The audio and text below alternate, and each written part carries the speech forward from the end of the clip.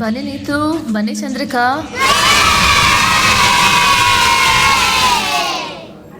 ದೀಪಾವಳಿಯ ಶುಭಾಶಯಗಳು ಸಮು. ದೀಪಾವಳಿ ಶುಭಾಶಯಗಳು ಸಮು. ಹ್ಯಾಪಿ ದೀಪಾವಳಿ ಮಕ್ಕಳೇ. Mama, what's special today? What is Deepavali? Deepavali ತುಂಬ ಸ್ಪೆಷಲ್ ಮಕ್ಕಳೇ. Deepavali is festival of lights. ನಿಮಗೆ ಗೊತ್ತಾ, ದೀಪಾವಳಿ ನಾವು 3 ದಿನ ಮಾಡ್ತೀವಿ. ಯಾರಿಗೆ ಟೈಮ್ ಇದೆ ರೀ ಅಷ್ಟೊಂದು ಈ ನಡುವೆ? 3 ದಿನದಲ್ಲಿ ಮೊದಲನೇ ದಿನ ಇವತ್ತು ನರಕ ಚತುರ್ದಶಿ. ಅದಕ್ಕೆ ಇವತ್ತು ನಾವು ಎಣ್ಣೆ ಸ್ನಾನ ಮಾಡಿದ್ವಿ. ನಮ್ಮ ಕಡೆ ಹೆಂಗಸರು ಹುಡುಗರಿಗೆ ಆರತಿ ಮಾಡ್ತೀವಪ್ಪ. ಓಹೋಹೋ, ಆರತಿ ಎಲ್ಲನಾ?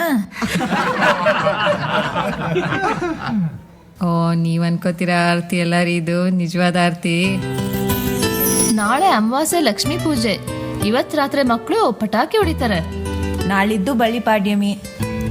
ಅರೆ, ನಿಮಗೆ ಗೊತ್ತಾ, ಇವತ್ತು ದೀಪಾವಳಿ ಬಗ್ಗೆ ಉದಯ ಟಿವಿಯಲ್ಲಿ ಒಳ್ಳೆ ಪ್ರೋಗ್ರಾಮ್ ಇದೆ. ಬನ್ನಿ ಟಿವಿ ಆನ್ ಮಾಡಿ ನೋಡೋಣ.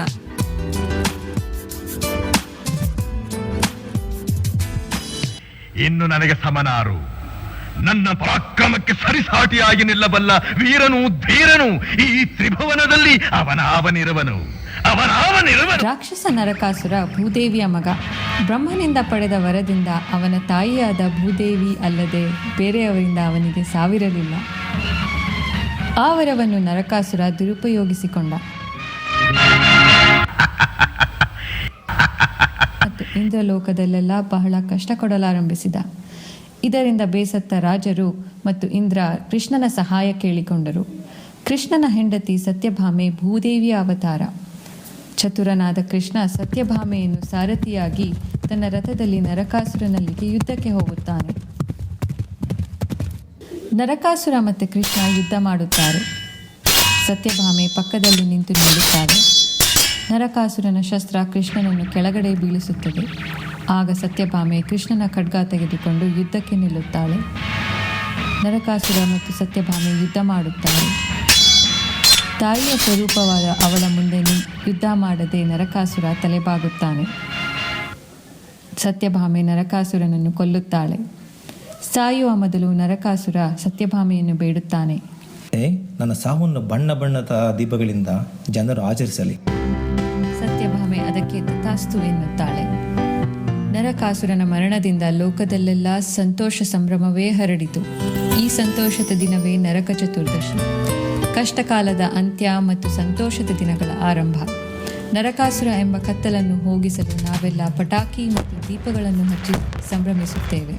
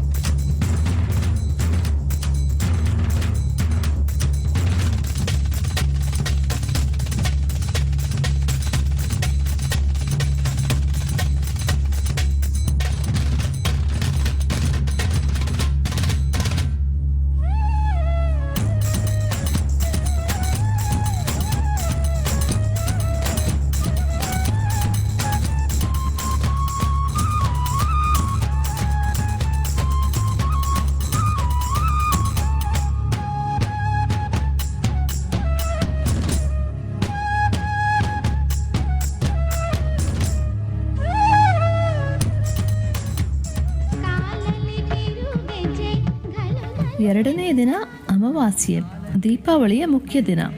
ಪುರಾಣಗಳಲ್ಲಿ ಹೇಳಿದ ಪ್ರಕಾರ ಅಮಾವಾಸ್ಯೆಯ ದಿನದಂದು ವಿಷ್ಣು ಲೋಕದ ಕೆಲಸವೆಲ್ಲ ಮುಗಿಸಿ ಮನೆಗೆ ಹಿಂತಿರುಗುತ್ತಾನೆ. ಗಂಡ ಬರುವುದನ್ನೇ ಕಾಯುತ್ತಿದ್ದ ಲಕ್ಷ್ಮಿಯು ಬಹಳ ಸಂತೋಷಗೊಂಡು ವಿಷ್ಣುವನ್ನು ಸ್ವಾಗತಿಸುತ್ತಾಳೆ. ಲಕ್ಷ್ಮಿ ಚೆನ್ನಾಗಿದ್ದರೆ ನಾವೆಲ್ಲ ಚೆನ್ನ ತಾನೆ. ಆದ್ದರಿಂದ ನಾವೆಲ್ಲ ಈ ದಿನ ಲಕ್ಷ್ಮಿಯನ್ನು ಪೂಜೆ ಮಾಡುತ್ತೇವೆ. ಬನ್ನಿ ಪೂಜೆ ಮಾಡೋಣ.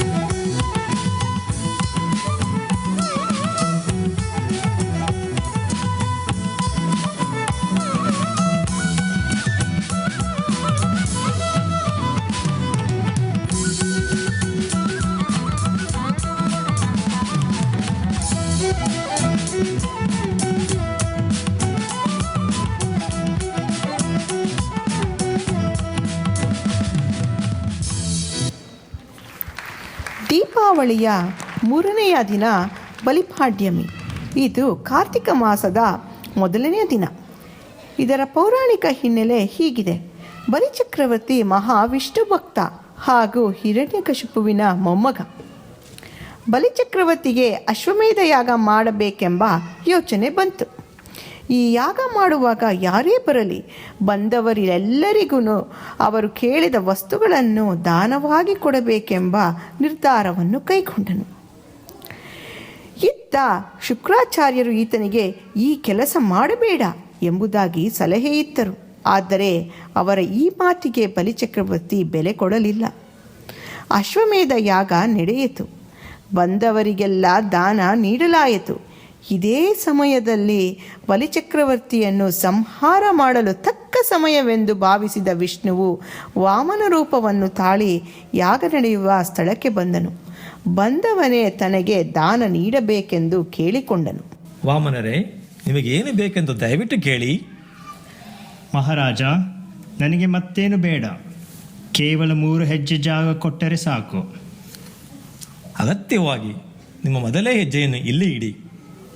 ಆಗ ವಾಮನ ದೊಡ್ಡದಾಗಿ ಬೆಳೆದು ಮೊದಲ ಹೆಜ್ಜೆಯನ್ನು ಭೂಮಿಯ ಮೇಲೆ ಇಡುತ್ತಾನೆ. ಮಹಾರಾಜ, ನನ್ನ 2ನೇ ಹೆಜ್ಜೆ ಎಲ್ಲೇ ಇಡಲಿ? ಸ್ವಾಮಿ, ನಿಮ್ಮ 2ನೇ ಹೆಜ್ಜೆಯನ್ನು ಆಕಾಶದ ಮೇಲೆ ಇಡಿ. ಮಹಾರಾಜ, 3ನೇ ಹೆಜ್ಜೆ ಎಲ್ಲಿ ಇಡಲಿ? ಬಲಿ ಮಹಾರಾಜ ಬೇರೆ ದಾರಿ ಕಾಣದೆ ತನ್ನ ತಲೆ ತೋರಿಸುತ್ತಾನೆ. ಸ್ವಾಮಿ, ನಿಮ್ಮ 3ನೇ ಹೆಜ್ಜೆಯನ್ನು ನನ್ನ ತಲೆ ಮೇಲೆ ಇಡಿ.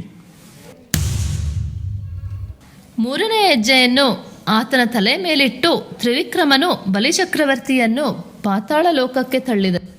ನಂತರ ಬಲಿಚಕ್ರವರ್ತಿಗೆ ವಿಷ್ಣುವು ಒಂದು ವರ ನೀಡಿದನು. ಅದೇನೆಂದರೆ, ಅಶ್ವಯುಜ ಮಾಸದಲ್ಲಿ 3 ದಿವಸಗಳ ಕಾಲ ನೀನು ಭೂಲೋಕಕ್ಕೆ ಬರಬಹುದು. ಅಲ್ಲಿ ನಿನ್ನನ್ನು ಜನತೆ ಪೂಜೆ ಮಾಡುವರು. ಇದರ ಫಲವಾಗಿಯೇ ದೀಪಾವಳಿ ಸಮಯದಲ್ಲಿ ಎಲ್ಲರೂ ದೀಪ ಹಚ್ಚಿ ಬಲೀಂದ್ರನ ಪೂಜೆ ಮಾಡುತ್ತಾರೆ.